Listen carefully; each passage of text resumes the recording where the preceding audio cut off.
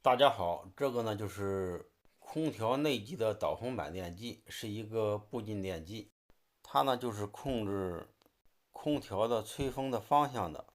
步进电机呢，我们可以理解为一步一步前进的电机，它不是一个高速电机，它呢可以通过我们遥控的指令改变我们出风口的角度。导风电机的内部啊是两组线圈，A、B 这是一组线圈，CD 这是一组线圈，它每组线圈呢又有两个线圈，分别控制电机的正座和反座。这个一点呢就是12伏。这是当我们 A、B、C、D 呢是受这个2003驱动的，2003控制，2003又是靠我们的 CPU 控制的。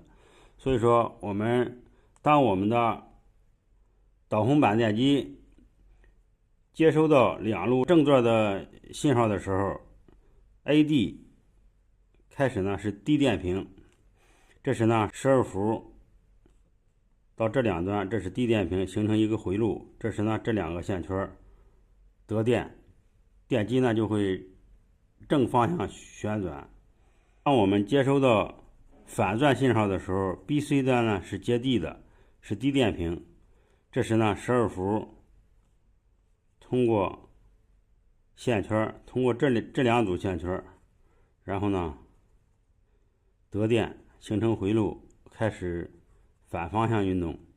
这就是控制导风板电机的正向与反向。控制导风板电机的正座和反座就是靠13、14、15、16。当这两端是接地的时候，那么呢它就是正座。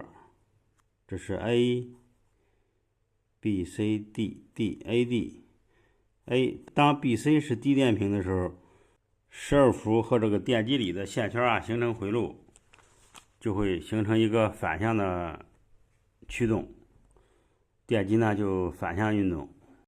这就是导风板步进电机的一种控制方式。